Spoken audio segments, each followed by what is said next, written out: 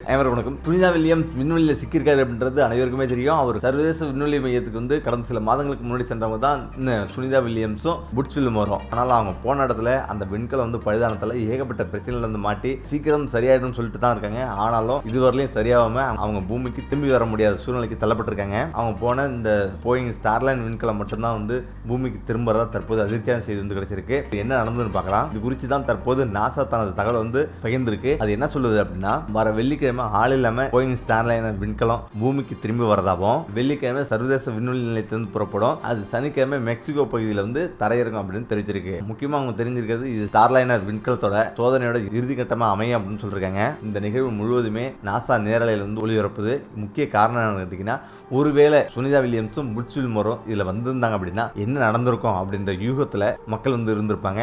அப்படி இருந்து அவங்க வந்து வராம ஸ்டார்லைனர் விண்கலத்தை இப்ப தனியா வந்து அனுப்புறாங்க. சரி, என்னதான் நடக்கும் அப்படின்றத பார்க்கறது தான் இப்படி வந்து நேரில் லைவ்ல வந்து ஒளிபரப்புறாங்க. இந்த விண்கலம் பூமிக்கு திரும்பிய பிறகுதான் நாசா விஞ்ஞானிகள் வந்து செய்தியாளர் சந்திப்பாங்க அப்படின்னு சொல்றாங்க. அதுவும் கடந்த மாசமே இந்த பிளான் வந்து இருந்தது. அதாவது ஆள் இல்லாமையே இந்த ஸ்டார்லைனர் விண்கலத்தை பூமிக்கு கொண்டு வரதா வந்து முடிவை நாசா வந்து அறிவிச்சிருந்தது. கடந்த மாசம் வந்து இதை செய்யல. தற்போது இந்த ஸ்டார்லைனர் விண்கலத்தை ஆள் இல்லாமே பூமிக்கு வந்து வரவழைக்க போறாங்க. கடந்த ஜூன் 5ஆம் தேதி போயிங் ஸ்டார்லைனர் விண்கலத்துல சுனிதா வில்லியம்ஸும் புட்ஸ் வில்மோர் அப்படின்னு 2 பேர் வந்து இந்த சர்வதேச விண்வெளி நிலையத்துக்கு இவங்க சென்றாங்க.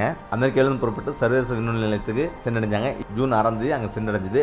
முக்கியமா அதிலிருந்தே இவங்க வந்து அங்கேயே வந்து இருக்கிறாங்க.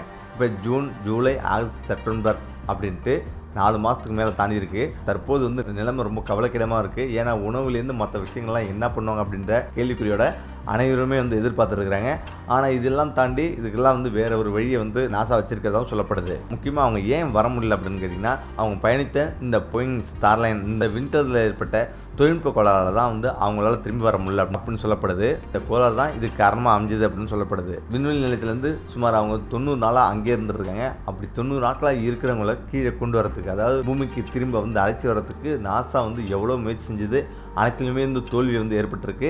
முக்கியமாக இப்போ அடுத்தது என்ன அறிவிச்சிருக்காங்கன்னா, அடுத்த வருடம் பிப்ரவரியில் தான் அவங்க திரும்ப வர முடியும் அப்படின்னு அறிவிச்சிருக்கு. பூமிக்கு திரும்புவாங்க அப்படின்னு தெரிவிக்கப்பட்டிருக்கு. முக்கியமாக டெஸ்லா நிறுவனத்தோட ஸ்பேஸ் எக்ஸ் விண்கலத்தில் தான் பூமிக்கு திரும்புறாங்க. இது பற்றி சுனிதா வில்லியம்ஸோட தாய் என்ன சொல்றாங்க அப்படின்னா, அவங்க ஏன் பூமிக்கு வரல அப்படின்னு அதை குறித்து அவங்க தெரிவிக்கல. அவங்க நான் எதுக்குமே கவலைப்படல, ஏன்னா நான் அவங்களுக்கு எந்த ஒரு ஆலோசனையும் வந்து செய்யல அப்படின்னும், என்ன செய்யறதுன்னு அவளுக்கு தெரியும் அப்படின்னும், சுனிதா வில்லியம்ஸ் ஒரு அனுபவம் மிக்க ஒரு வீரர் அப்படின்னும், 400 நாட்களுக்கு மேல ஏற்கனவே இருந்திருக்காரு அப்படின்னும் அவர் தெரிவிச்சிருக்காரு. முக்கியமாக தனது தாயோட பேசிய சுனிதா வில்லியம்ஸ் கவலைப்பட வேணாம் அப்படின்னு தனது தாயத்தை வந்து கேட்டுக்கொண்டாரு. மேலே எல்லாமே சரியாயிடும் அப்படின்னு அவர் தெரிவிச்சிருக்காரு. சுனிதா வில்லியம்ஸோட கணவர் மைக்கேல் சொல்லும்போது அதுதான் அவருடைய மகிழ்ச்சியான இடம் அப்படின்னு தெரிவிச்சிருக்காரு.